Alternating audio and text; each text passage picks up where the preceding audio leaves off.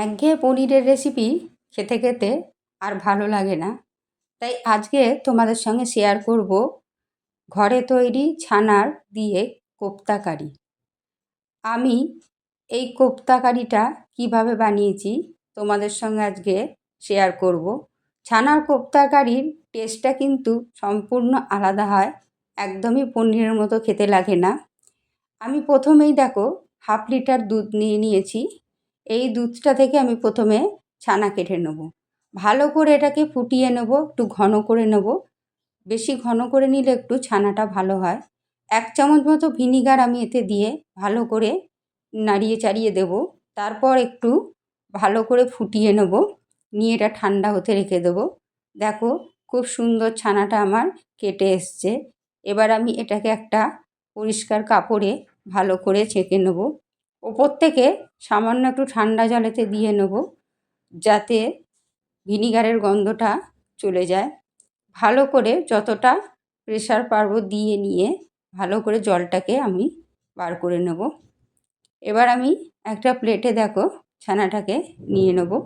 কত সুন্দর ছানাটা তৈরি হয়েছে দেখো, একদম টাইট, একটুও জল নেই। একটু ভালো করে মেখে নেব।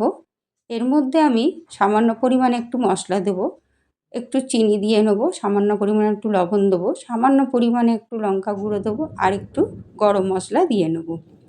এটা ভালো করে মেখে নেওয়ার পর এগুলোকে আমি বলের আকারে গড়ে নেব, চ্যাপ্টা মতো করে। তোমরা যে কোনো শেপই দিতে পারো। দেখো আমার তৈরি হয়ে গেছে কোপ্তাগুলো। এবার ফ্রাইং প্যানে আমি তেল দিয়ে নেব। কোপ্তাগুলোকে আমি একটু লাল লাল করে ভেজে নেব। বন্ধুরা, আমার রেসিপিগুলো তোমাদের কেমন লাগে আমাকে কমেন্টে অবশ্যই জানিও। তোমরা পাশে থাকলে তবেই আমি এগোতে পারবো, তাই তোমাদের সহযোগিতা একান্ত কাম্য। যদি রেসিপিগুলো তোমাদের ভালো লাগে অবশ্যই লাইক শেয়ার করো। আর যারা নতুন বন্ধু তারা অবশ্যই আমার চ্যানেলটাকে সাবস্ক্রাইব করো। তেলে আমি দেখো জিরে, তেজপাতা আর একটু গোটা গরম মশলা ফোড়ন দিয়ে নিয়েছি। 1 চামচ মতো আদা বাটা আমি দিয়ে নেব। আর একটা টমেটো নিয়ে নিয়েছি, সেটা আমি চপড করে এর মধ্যে অ্যাড করে দেবো। একটা মশলা নিয়ে নেব, সামান্য পরিমাণে লঙ্কা গুঁড়ো, সামান্য পরিমাণে জিরে গুঁড়ো, সামান্য পরিমাণে ধনে গুঁড়ো আর সামান্য পরিমাণে হলুদ গুঁড়ো নিয়ে একটা পেস্ট তৈরি করে এই মশলাটা আমি এর মধ্যে অ্যাড করে দেবো। সামান্য পরিমাণে একটু চিনি দেবো, আর লবণটা সম্পূর্ণ তোমাদের স্বাদ মতো দিও।